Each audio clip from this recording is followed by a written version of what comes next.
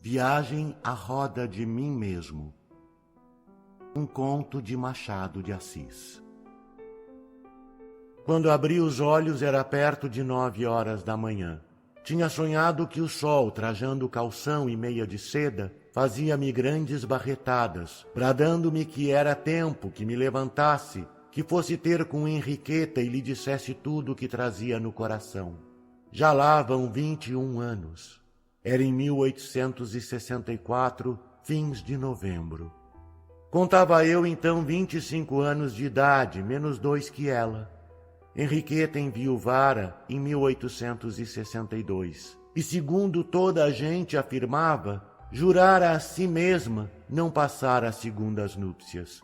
Eu que chegara da província no meado de julho, bacharel em folha, via poucas semanas depois e fiquei logo ardendo por ela. Tinha o plano feito de desposá-la, tão certo como 3 e 2 serem 5. Encostei-me à janela da vida com os olhos no rio que corria embaixo, o rio do tempo, não só para contemplar o curso perene das águas, como à espera de ver apontar do lado de cima ou de baixo a galera de ouro e sândalo e velas de seda que devia levar-me a certa ilha encantada e eterna. Era o que me dizia o coração. A galera veio, chamava-se Henriqueta, e no meio das opiniões que dividiam a capital, todos estavam de acordo em que era a senhora mais bonita daquele ano. Tinha o único defeito de não querer casar outra vez. Mas isto mesmo era antes um pico. Dava maior preço à vitória que eu não deixaria de obter, custasse o que custasse, e não custaria nada. Já por esse tempo abrira a banca de advogado com outro e morava em uma casa de pensão. Durante a sessão legislativa ia à Câmara dos Deputados, onde, enquanto não me davam uma pasta de ministro, coisa que sempre reputei certa, iam me distribuindo notícias e apertos de mão. Ganhava pouco, mas não gastava muito. As minhas grandes despesas eram todas imaginativas. O reino dos sonhos era a minha casa da moeda. Que Henriqueta estivesse disposta a romper comigo o juramento de viúva, não ouso afirmá-lo. Mas creio que me tivesse certa inclinação, que achasse em mim alguma coisa diversa dos demais pretendentes, diluídos na mesma água de salão. Viu em mim o gênero singelo e estático. Para empregar uma figura que serve a pintar a nossa situação respectiva, era uma estrela que se deu ao incômodo de descer até a beira do telhado. Bastava-me trepar ao telhado e trazê-la para dentro. Mas era justamente o que não acabava de fazer, esperando que ela descesse por seu pé ao peitoril da minha janela. Orgulho? Não. Acanhamento. Acanhamento e apatia. Cheguei ao ponto de crer que era aquele o costume de todos os astros. Ao menos o sol não hesitou em fazê-lo naquela célebre manhã. Depois de aparecer-me, como digo, de calção e meia, despiu a roupa e entrou-me pelo quarto com os raios nus e crus, raios de novembro, transpirando a verão. Entrou por todas as frestas, cantando festivamente a mesma litania do sonho. Eia, Plácido, acorda, abre-lhe o coração, levanta-te, levanta-te. Levantei-me resoluto, almocei e fui para o escritório. No escritório, seja dita em honra do amor, não minutei nada, arrazoado ou petição. Minutei de cabeça um plano de vida nova e magnífica. E como tivesse a pena na mão, parecia estar escrevendo. Mas na realidade, o que fazia eram narizes, cabeças de porco, frases latinas, jurídicas ou literárias. Pouco antes das 3, retirei-me e fui à casa de Henriqueta. Henriqueta estava só. Pode ser que então pensasse em mim, e até que tivesse ideia de negar-se. Mas nesse caso foi o orgulho que deu passagem ao desejo. Recusar-me era ter medo. Mandou-me entrar. Certo é que lhe achei uns olhos gelados. O sangue é que talvez não estivesse tanto, porque vi sinal dele nas maçãs do rosto. Entrei comovido. Não era a primeira vez que nos achávamos a sós. Era a segunda. Mas a resolução que levava agravou as minhas condições. Quando havia gente, naquela ou noutra casa, cabia-me o grande recurso se não conversávamos, de ficar a olhar para ela, fixo, de longe, em lugar onde os seus olhos davam sempre comigo. Henriqueta recebeu-me muito bem, disse-me estendendo a mão. Pensei que me deixasse ir para Petrópolis sem ver-me. Balbuciei uma desculpa. Na verdade, o calor estava apertando e era tempo de subir. Quando subia? Respondeu-me que no dia 20 ou 21 de dezembro, e a pedido meu descreveu-me a cidade. Ouvia. Disse-lhe também alguma coisa. Perguntei se ia a certo baile do Engenho Velho. Depois veio mais isto e mais aquilo. O que eu mais temia eram as pausas. Ficava sem saber onde poria os olhos. E se era eu que reatava a conversação, fazia-o sempre com estrépito, dando relevo a pequenas coisas estranhas e ridículas, como para fazer crer que não estivera pensando nela. Henriqueta às vezes tinha-me um ar enjoado, outras falava com interesse. Eu, certo da vitória, pensava em ferir a batalha, principalmente quando ela parecia expansiva, mas não me atrevia a marchar. Os minutos voavam. Bateram 4 horas, depois 4:30. Vamos, disse comigo, agora ou nunca. Olhei para ela, ela olhava para mim. Logo depois, ou casualmente, ou porque receasse que eu lhe ia dizer alguma coisa e não quisesse escutar-me, falou-me de não sei que anedota do dia. Abençoada anedota. Âncora dos anjos. Agarrei-me a ela, contente de escapar à minha própria vontade. Que era mesmo? Lá vai. Não me recordo o que era. Lembro-me que contei com todas as variantes, que a analisei, que a corrigi pacientemente até às 5 horas da tarde, que foi quando saí de lá, aborrecido, irritado, desconsolado. Crans, citado por Taylor, achou entre os groenlandeses a opinião de que há no homem 2 pessoas iguais, que se separam às vezes, como acontece durante o sono, em que uma dorme e a outra sai a caçar e passear. Thompson e outros, apontados em Spencer, afirmam ter encontrado a mesma opinião entre vários povos e raças diversas. O testemunho egípcio, antigo segundo Maspero, é mais complicado. Criam os egípcios que há no homem, além de várias almas espirituais, uma totalmente física, reprodução das feições e dos contornos do corpo, um perfeito facsímile. Não quero vir aos testemunhos da nossa língua e tradição. Notarei apenas 2. O milagre de Santo Antônio, que, estando a pregar, interrompeu o sermão e, sem deixar o púlpito, foi a outra cidade salvar o pai da forca, e aqueles maviosos versos de Camões. Entre mim mesmo e mim, não sei que se alevantou, que tão meu inimigo sou. Que tais versos estejam aqui no sentido figurado é possível, mas não há prova de não estarem no sentido natural, e que mim e mim mesmo não fossem realmente 2 pessoas iguais, tangíveis, visíveis, uma encarando a outra. Pela minha parte, alucinação ou realidade, aconteceu-me em criança um caso desses. Tinha ido ao quintal de um vizinho tirar umas frutas. Meu pai ralhou comigo, e de noite na cama, dormindo ou acordado, creio antes que acordado, vi diante de mim a minha própria figura que me censurava duramente. Durante alguns dias andei aterrado, e só muito tarde chegava a conciliar o sono. Tudo eram medos. Medos de criança, é verdade, impressões vivas e passageiras. 2 meses depois, levado pelos mesmos rapazes, consócios na primeira aventura, senti a alma picada das mesmas esporas e fui outra vez às mesmas frutas vizinhas. Tudo isso acudia-me à memória quando saí da casa de Henriqueta, descompondo-me com um grande desejo de quebrar a minha própria cara. Senti-me 2, um que arguía, outro que se desculpava. Nomes que nem eu admito que andem na cabeça de outras pessoas a meu respeito, foram então ditos e ouvidos, sem maior indignação, na rua e ao jantar. De noite, para distrair-me, fui ao teatro, mas nos intervalos o duelo era o mesmo. um pouco menos furioso. No fim da noite estava reconciliado comigo, mediante a obrigação que tomei de não deixar Henriqueta ir para Petrópolis sem declarar-lhe tudo, casar com ela ou voltar à província. Sim, disse a mim mesmo, ela há de pagar-me o que me fez fazer ao Veiga. Veiga era um deputado que morava com outros 3 na casa de pensão.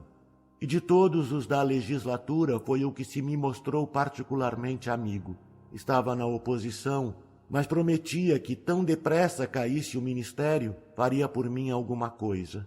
Um dia prestou-me generosamente um grande obséquio. Sabendo que eu andava atrapalhado com certa dívida, mandou-a pagar por portas travessas. Fui ter com ele logo que descobri a origem do favor. Agradeci-lhe com lágrimas nos olhos. Ele meteu o caso à bulha e acabou dizendo que não me afadigasse em arranjar-lhe o dinheiro. Bastava pagar quando ele tivesse de voltar à província, fechadas as câmaras ou em maio que fosse. Pouco depois vi Henriqueta e fiquei logo namorado. Encontramo-nos algumas vezes. Um dia recebi convite para um sarau em casa de terceira pessoa propícia aos meus desejos, e resolvida a fazer o que pudesse para ver-nos ligados. Chegou o dia do sarau, mas de tarde, indo jantar, dei com uma novidade inesperada. Veiga, que na véspera à noite tivera alguma dor de cabeça e calafrios, amanheceu com febre, que se fez violenta para a tarde. Já era muito, mas aqui vai o pior. Os 3 deputados amigos dele tinham de ir a uma reunião política e haviam combinado que eu ficasse com o doente e mais um criado, até que eles voltassem, e não seria tarde. Você fica, disseram-me. Antes da meia-noite estamos de volta. Tentei balbuciar uma desculpa, mas nem a língua obedeceu à intenção, nem eles ouviriam nada. Já me haviam dado as costas. Mandei-os ao diabo, ele e os parlamentos. Depois de jantar, fui vestir-me para estar pronto. Enfiei um chambre em vez da casaca e fui ao quarto do Veiga. Este ardia em febre. Mas chegando eu à cama, viu ele a gravata branca e o colete e disse-me que não fizesse cerimônias, que não era preciso ficar. Não vou. Vá, doutor. O João fica, eles voltam cedo. Voltam às 11 horas. 11 que sejam. Vá. Baloucei entre ir e ficar.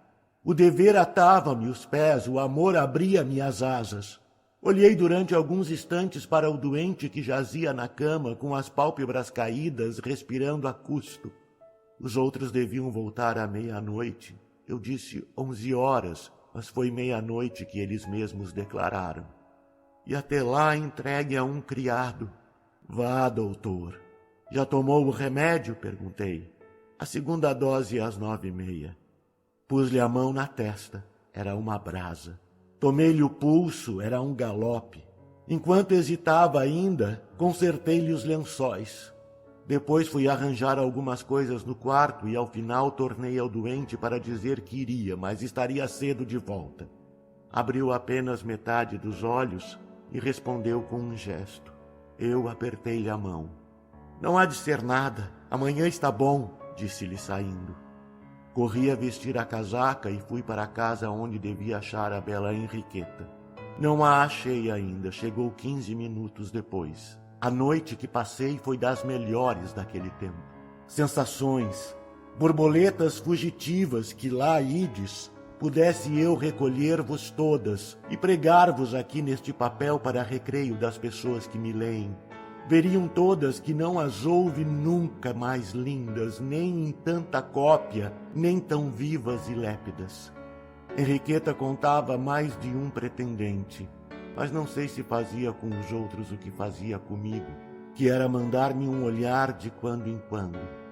Amigas delas diziam que a máxima da viúva era que os olhares das mulheres, como as barretadas dos homens, são atos de cortesia, insignificantes.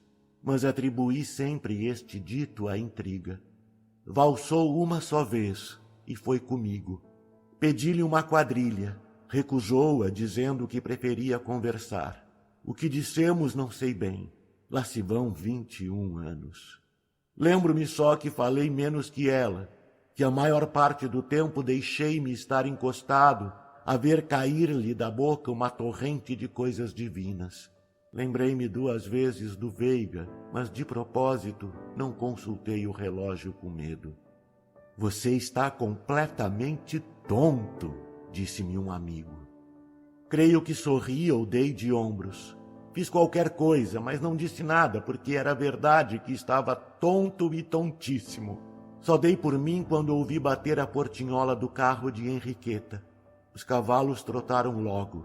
Eu, que estava à porta, puxei o relógio para ver as horas. Eram 2. Tive um calafrio ao pensar no doente. Corri a buscar a capa e voei para casa, aflito, receando algum desastre. Andando, não evitava que o perfil de Henriqueta viesse interpor-se entre mim e ele, e uma ideia corrigia a outra. Então, sem o sentir, afrouxava o passo e dava por mim ao pé dela ou aos pés dela. Cheguei à casa, corri ao quarto do Veiga. Achei-o mal. Um dos 3 deputados velava enquanto os outros tinham ido tomar algum repouso. Haviam regressado da reunião antes de 1 hora e acharam o enfermo delirante. O criado adormecera. Não sabiam quanto tempo ficara o doente abandonado. Tinham mandado chamar o médico. Ouvi calado e vexado. Fui despir-me para velar o resto da noite. No quarto, a sós comigo, chamei-me ingrato e tolo. Deixara um amigo lutando com a doença para correr atrás de uns belos olhos que podiam esperar. Caí na poltrona. Não me dividi fisicamente como me parecera em criança, mas moralmente desdobrei-me em 2. Um que imprecava, outro que gemia. No fim de alguns minutos fui despir-me e passei ao quarto do enfermo, onde fiquei até de manhã. Pois bem, não foi ainda isto que me deixou um vinco de ressentimento contra a Henriqueta. Foi a repetição do caso. 4 dias depois tive que ir a um jantar a que ela ia também. Jantar não é baile, disse comigo. Vou e volto cedo. Fui e voltei tarde, muito tarde. Um dos deputados disse-me quando saí que talvez achasse o colega morto. Era a opinião do médico assistente. Redargui vivamente que não. Era o sentimento de outros médicos consultados. Voltei tarde, repito. Não foram os manjares, posto que preciosos, nem os vinhos dignos de Horácio. Foi ela, tão só ela. Não senti as horas, não senti nada. Quando cheguei à casa era perto de 00:30. Veiga não morrera, estava salvo de perigo. Mas entrei tão envergonhado que simulei uma doença e meti-me na cama. Dormi tarde e mal, muito mal. Agora não devia acontecer-me o mesmo. Vá que em criança corresse 2 vezes as frutas do vizinho. Mas a repetição do caso do Veiga era intolerável e a deste outro seria ridícula. Tive ideia de escrever uma carta, longa ou breve, pedindo-lhe a mão. Cheguei a pôr a pena no papel e a começar alguns rascunhos. Vi que era fraqueza e determinei ir em pessoa. Pode ser também que esta resolução fosse um sofisma para escapar às lacunas da carta. Era de noite, marquei o dia seguinte. Saí de casa e andei muito, pensando e imaginando. Voltei com as pernas moídas e dormi como um ambicioso. De manhã pensei ainda no caso, compus de cabeça a cerimônia de casamento, pomposa e rara, chegando ao ponto de transformar tudo o que estava em volta de mim. Fiz do trivial e desbotado quarto de pensão um rico boudoir, com ela dentro, falando-me da eternidade. Plácido. Henriqueta. De noite é que fui à casa dela. Não digo que as horas andaram vagarosíssimas nesse dia, porque é a regra delas quando as nossas esperanças abotoam. Batalhei de cabeça contra a Henriqueta. E assim como por esse tempo, à espera que me fizessem deputado, desempenhei mentalmente um grande papel político, assim também subjuguei a dama que me entregou toda a sua vida e pessoa. Sobre o jantar, peguei casualmente nos 3 Mosqueteiros. Li 5 ou 6 capítulos que me fizeram bem e me abarrotaram de ideias petulantes com outras tantas pedras preciosas em torno deste medalhão central. As mulheres pertencem ao mais atrevido. Respirei afoito e marchei. Henriqueta ia sair, mas mandou-me entrar por alguns instantes. Vestida de preto, sem mantelete ou capa, com o simples busto liso e redondo e o toucado especial dela, que era uma combinação da moda com a sua própria invenção, não tenho dúvida em dizer que me desvairou. Vou à casa de minhas primas que chegaram de São Paulo, disse-me ela. Sente-se um pouco. Não foi ontem ao teatro? Disse-lhe que não. Depois emendei que sim, porque era verdade. Agora que a coisa lá vai, penso que não sorriu, mas na ocasião pareceu-me o contrário, e fiquei vexado. Disse-me que não tinha ido ao teatro por estar de enxaqueca, terrível moléstia que me explicou compondo as pulseiras e corrigindo a posição do relógio na cintura. Reclinada na poltrona, com um início de pé à mostra, parecia pedir a alguém ajoelhado. Foi a ideia que tive e que varri da cabeça por grotesca. Não, bastava-me o olhar e a palavra. Nem sempre o olhar seria bastante. Acanhava-se às vezes, outra não sabia onde pousasse, mas a palavra romperia tudo. Entretanto, Henriqueta ia falando e sorrindo. Umas vezes parecia-me compartir a minha crise moral e a expressão dos olhos era boa. Outras via-lhe a ponta da orelha do desdém e do enfado. O coração batia-me, tremiam-me os dedos. Evocava as minhas ideias petulantes e elas vinham todas, mas não desciam ao coração. Deixavam-se estar no cérebro, paradas, cochilando. De repente calamo-nos, não sei se por 3, 5 ou 10 minutos. Lembro-me só que Henriqueta consultou o relógio. Compreendi que era tempo de sair e pedi-lhe licença. Ela levantou-se logo e estendeu-me a mão. Recebi-a, olhei para ela com a intenção de dizer alguma coisa, mas achei-lhe os olhos tão irados ou tão aborrecidos, não sei bem, lá se vão muitos anos. Saí.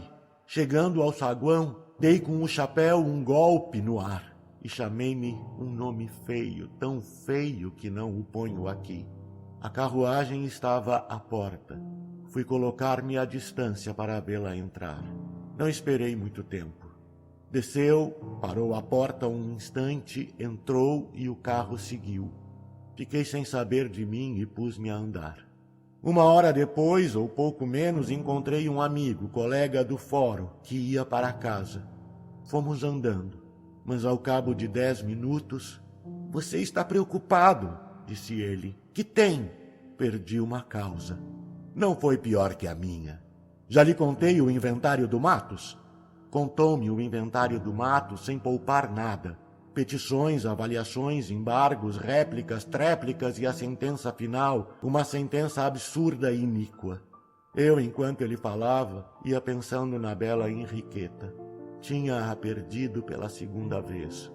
E então lembrei-me do caso do Veiga, em que os meus planos falharam de igual modo e os das frutas em pequeno. Ao pensar nas frutas, pensei também no misterioso desdobramento de mim mesmo. E tive uma alucinação. Sim, senhor, é verdade. Pareceu-me que o colega que ia comigo era a minha mesma pessoa, que me punha as mãos à cara, irritado, e me repetia o impropério do saguão, que não escrevi nem escrevo. Parei assustado e vi que me enganara. E logo ouvi rir no ar. E levantei a cabeça. Eram as estrelas, contempladoras remotas da vida, que se riam dos meus planos e ilusão, com tal força que cuido a arrebentarem os colchetes enquanto meu colega ia concluindo furioso o negócio do inventário do Matos. Um escândalo! Do narrador. Carlos Eduardo Valente é ator, diretor de teatro, dublador, narrador de audiobooks e também formado em psicologia. 65 anos de vida bem vivida e cheio de histórias para contar, mas prefere contar e interpretar as histórias dos outros.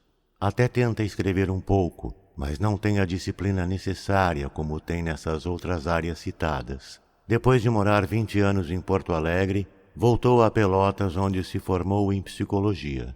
Morou em São Paulo um bom tempo e agora mora em Florianópolis, para onde voltou depois de 13 anos longe da ilha. Sempre na batalha por novos desafios. Também brinca com fotografia e edição de vídeos, porque viver é bom demais. Contato carlão50@gmail.com